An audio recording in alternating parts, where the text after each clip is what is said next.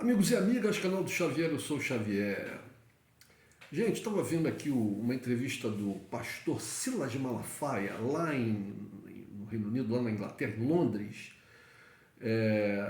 porque ele estava acompanhando o Jair Bolsonaro, o presidente da República. Ele foi na comitiva do Jair Bolsonaro, né, lá para o enterro, pro funeral da rainha da Inglaterra. Da rainha da Inglaterra, porque agora também já se fala assim, rainha como se ela fosse a rainha de qualquer lugar, né? Agora vai ser o rei. O rei vai ser, quando fala o rei é o rei da Inglaterra, que é o rei de todos nós. Pelo menos é isso que alguns meios de comunicação aqui no Brasil parece que querem nos enfiar pela goela abaixo, como o Globo. Globo, a Rede Globo, é de cabo a rabo só fala do maldito funeral da rainha. Do maldito funeral da rainha. E isso é desde sempre que a Globo faz propaganda da realeza britânica, desde sempre, desde sempre. Desde que eu me entendo por gente, são notícias em cima de notícias da realeza de um país em franca decadência, né? Um país com que o Brasil não tem nem sequer uma proximidade assim tão grande, né? Tem uma relação, obviamente, mas tem uma relação como tem com, com com um outro, com a Birmânia, não existe mais a Birmânia, esse nome não existe mais, mas com o Vietnã. As trocas comerciais do Brasil com a Inglaterra não são coisas surpreendentes. A Inglaterra não faz parte da lista dos maiores importadores ou exportadores para o Brasil. Nós não temos herança genética inglesa, britânica. A história da nossa história, se a história da Inglaterra perpassa pela nossa história, obviamente, a Inglaterra teve o maior império do mundo lá no século XIX, então ela influenciou vários países do mundo inteiro, e o Brasil também, mas não de proximidade, não como, por exemplo, ela influenciou a Índia, né? Ou o Canadá, né? O Canadá mais ainda, porque a migração inglesa para lá foi grande, britânica foi lá muito grande. Para a Índia, essa migração no meio da população indiana, que é monstruosa, mesmo que alguns britânicos tenham ido para lá e permanecido lá e gerado descendência, não significa muita coisa dentro daquele mar de gente que tem na Índia. Mas eles dominaram a Índia, eles governaram a Índia, né? Eles estabeleceram os critérios da sua administração, da sua civilização na Índia. No Brasil, não fomos colônia da Inglaterra. E quando nós deixamos de ser colônia de Portugal, né, a partir do século, a partir da nossa independência em 1822, a influência da Inglaterra sobre nós, sem dúvida, aumentou, e o poderio dela, porque Portugal já tinha uma submissão à Inglaterra. Na verdade, até hoje, de certa maneira, não só Portugal, mas os países da Europa continental, tendo feito a Inglaterra o que fez com o Brexit, né, eles têm uma deferência pela Inglaterra, que é uma coisa que. Mas é porque a Inglaterra é o braço auxiliar dos Estados Unidos. É engraçado isso. Eu acho que é uma coisa única na história, um país colonizador que, passados os anos, acaba se transformando numa espécie de um acessório de uma ex-colônia, que é o caso da Inglaterra com relação aos Estados Unidos. Toda aquela pompa, aquela circunstância, aquilo é tudo perfume lá no funeral da rainha, aquela coisa, as fardas, né, as tropas fazendo aquelas marchas todas, os soldados com aqueles chapéus compridos, parece bicho de pelúcia, aquela coisa toda nas igrejas, tudo perfume, gente, tudo perfume. A Inglaterra é um país em franca decadência. E com a crise na Europa e com a crise que também vai atingir os Estados Unidos, com a perda de poder relativo dos norte-americanos, eles vão perder mais ainda, porque é aquilo, né? Quando o dono da empresa perde, os seus empregados perdem mais ainda. E, então é isso. Mas voltando à questão do Jair Bolsonaro, levou o Silas Malafaia. Então ele estava dando entrevista lá para um jornalista lá na porta, lá, acho que do hotel onde ele estava hospedado, eu não sei lá, não sei onde que era, na Embaixada do Brasil, não sei. Mas ele estava dando entrevista. E aí falou aquelas absurdidades todas que ele fala, aquela maneira dele super agressiva de falar, apesar de ser um líder religioso, né? Um líder religioso, um cristão, como ele gosta de encher a boca. E aí ele falou, quando o repórter pergunta para ele qual teria sido a razão do presidente ter levado ele na comitiva. Aí ele fala, não, não sei, eu não sei, eu acho que foi uma questão religiosa, porque morreu uma cristã, então o presidente está levando a mim, que sou pastor, e um padre também, um padre que é apoiador do presidente, claro, um apoiador do presidente e tal. Conversa fiada. Talvez ele tenha colocado esse padre realmente para fazer um contrapeso. Mas o Silas Malafaia, ele está levando o Silas Malafaia por causa dos votos dos evangélicos. Por causa dos votos dos evangélicos. O Silas Malafaia é um representante, né, forte, poderoso dos evangélicos na política, né? E eles estão fazendo, os evangélicos fazem campanha política aberta nas suas igrejas. Os evangélicos, aqueles que apoiam o presidente. Existe um número de evangélicos que não apoiam, mas são minoria, são minoria. Os evangélicos que não apoiam o Bolsonaro estão apoiando o Lula, mas são minoria. Não vamos negar isso. É um número significativo e importante, mas são minoria. E, bom, gente, eu sou de um tempo que no Brasil você tinha três religiões. Você tinha a Igreja Católica, não, vou aumentar um pouquinho aqui. Você tinha duas religiões. Você tinha a Igreja Católica e você tinha os espíritas. Os espíritas nesses espíritas se incluía os kardecistas, os umbandistas, os candomblecistas e todos os outros, o catimbó, todos os outros variantes, aí, todas as outras religiões que são o sincretismo, índio-europeu, ou europeu-africano, né, ou africano-índio-europeu, né, que formam aí as religiões populares do Brasil adentro, afora, aí, né, pelos rincões do Brasil. Mas você tinha o catolicismo como a religião, né, principal, uma espécie de religião de Estado, quer dizer, e era até antes do Brasil se tornar um país laico, o governo laico, o Estado laico, né? A religião oficial era o catolicismo.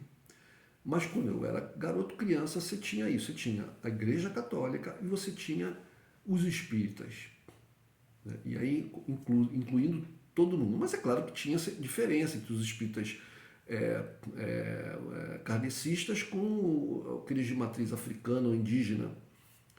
Mas eram chamados espíritas.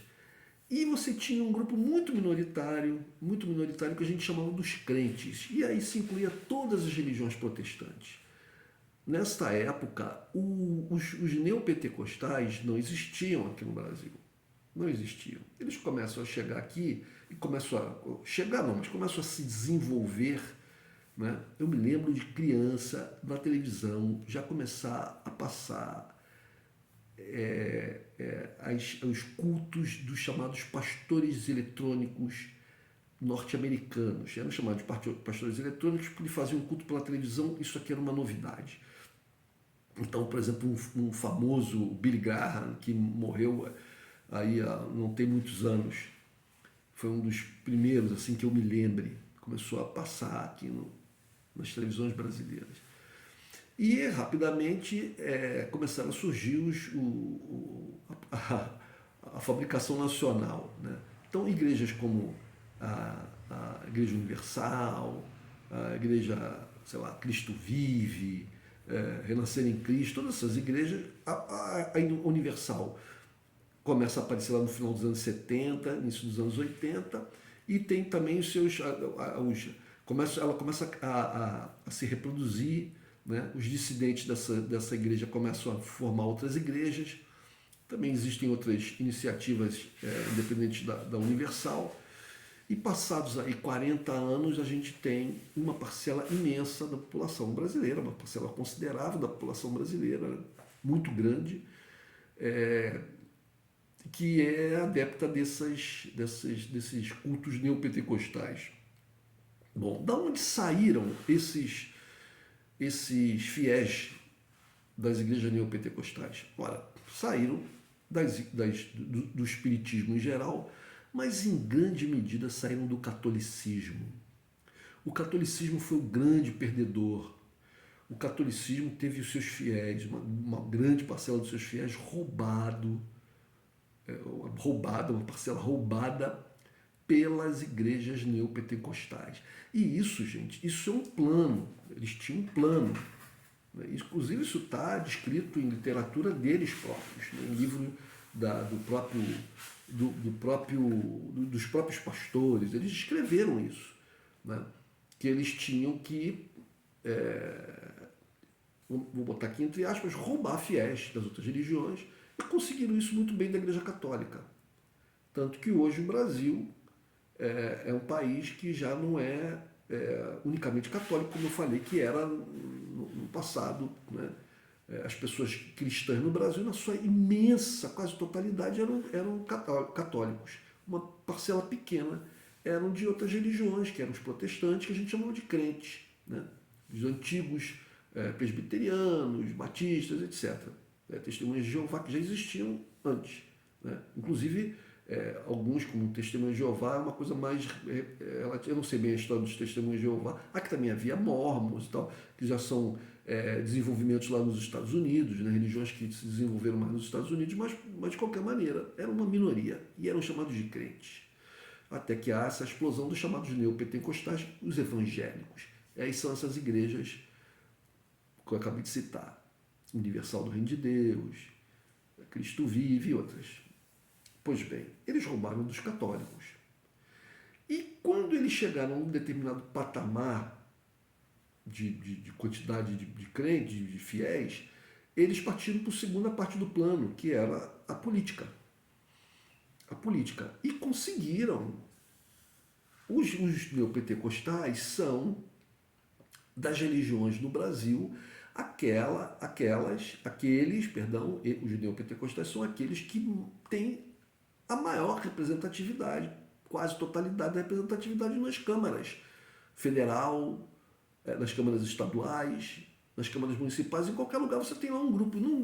Na Câmara, no Senado e principalmente na Câmara dos Deputados, eles têm um número imenso, chamada a famosa bancada da Bíblia. É composta basicamente por integrantes desses movimentos neopentecostais.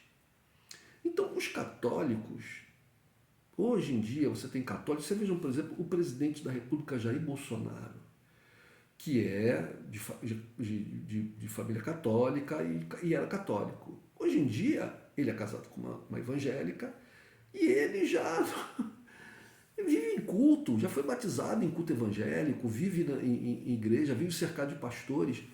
O cara é católico ou é evangélico? Porque existe uma diferença muito grande entre católicos e evangélicos. Eu posso falar aqui tranquilamente, eu não sou católico, eu sou de família católica, fui criado no catolicismo, fui batizado, fui crismado, fiz primeira comunhão, mas eu não sou católico, não sigo essa religião. Muito menos evangélico, muito menos evangélico. Mas eu, na verdade, não sigo nenhuma religião formal atualmente. Não frequento nenhum culto, nenhum templo, né? Eu tenho a minha crença, eu faço as minhas práticas na minha casa, eu tenho o meu entendimento, eu acredito em várias questões de várias religiões diferentes, né? Então, mas não sigo nenhuma religião.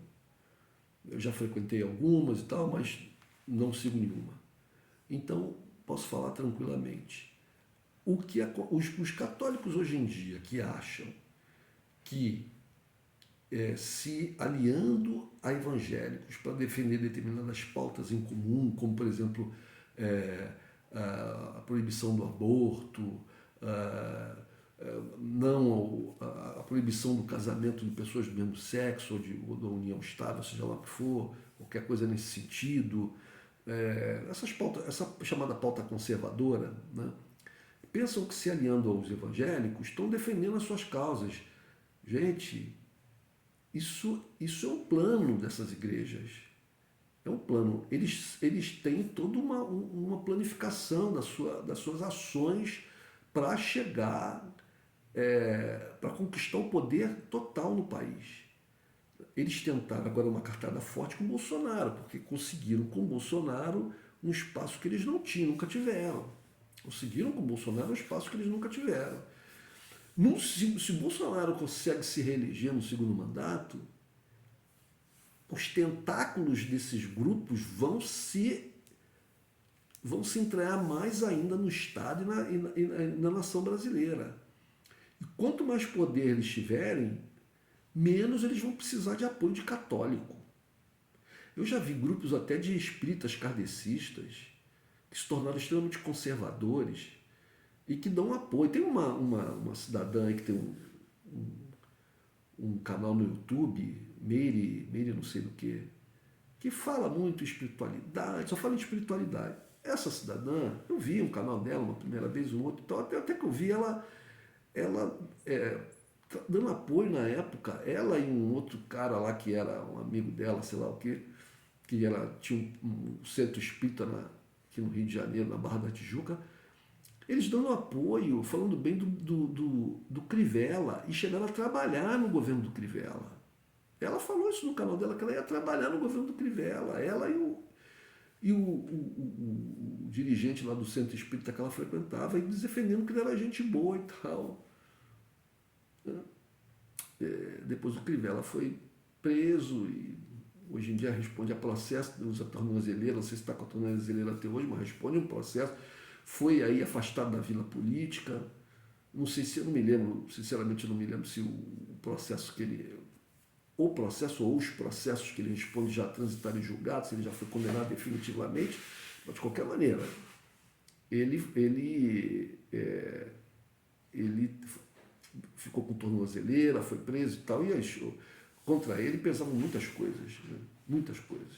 E a mídia reportou aí atitudes completamente absurdas, né, da parte dele. Mas essa cidadã, essa dona de canal Meire Costa, tem que falar muito de espiritualidade, e parece que é espírita, né? Não falou mais nada do Crivella. Pelo menos que eu tenha visto, também não vejo mais o canal dela. Não. Vi umas 3 vezes, até que vi esse negócio do Crivella lá e falei, meu Deus do céu. Mas então, gente, eles têm um plano. Esses evangélicos dessas igrejas neopentecostais, eles têm um plano de crescimento, de aumento, de poder, etc. Que a primeira fase foi esse retirar fiéis, principalmente do catolicismo. Vocês se lembram daquele pastor evangélico chutando a imagem da Virgem Maria na televisão? Pois é, os católicos que acham que eles são amiguinhos, porque na verdade são cristãos, né?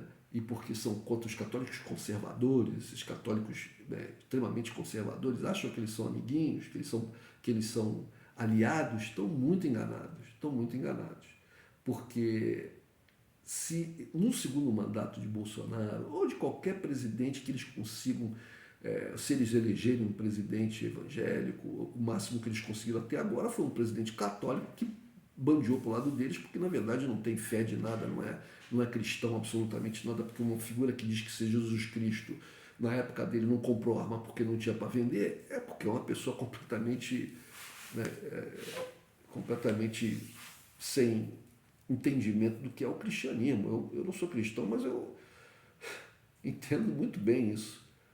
É uma pessoa completamente sem entender o que é o cristianismo. Acho que é uma pessoa que nunca leu nem sequer lá o que está escrito sobre o que Jesus disse e sobre o que os seus discípulos próximos falaram. Então, né? Mas se eles conseguiram botar vejam, senhores e senhoras, não tem uma pessoa terrivelmente católica no Supremo Tribunal Federal, mas tem uma pessoa terrivelmente evangélica no Supremo Tribunal Federal, que o Bolsonaro colocou. No segundo mandato de Bolsonaro, ele vai encher o governo dele de evangélicos, mais do que já existem. Ele vai encher. Os beneficiados no governo dele foram evangélicos. Alguns grupos católicos minoritários. Ou seja, o Brasil está cada vez mais deixando de ser um país católico. Cada vez mais. Bolsonaro continuando, isso vai aumentar mais ainda. até o ponto de se inverter as coisas. Aquilo que eu vivenciei na minha infância, adolescência, que era os católicos serem a grande maioria, a religião principal do país, e os chamados crentes serem uma minoria, né? Uma minoria, vai se inverter com o passar dos anos. Os evangélicos vão ser a grande maioria, vão ditar as normas, as regras, a cultura, a religiosidade no Brasil, e os católicos vão ser uma minoria, como são os espíritas kardecistas, né? Vão ser uma religião de menor importância. Eu acho que as pessoas católicas, conservadoras, os católicos mais fundamentalistas, não estão atentando para isso. Estão muitíssimo enganados, pensando que os evangélicos são seus aliados, evangélicos dessas igrejas neopentecostais, dessas igrejas que são grandes instituições de poder e de dinheiro, né? Eles não têm uma doutrina religiosa que eles seguem acima de tudo. Não tem. O que eles seguem é a questão do poder e do dinheiro.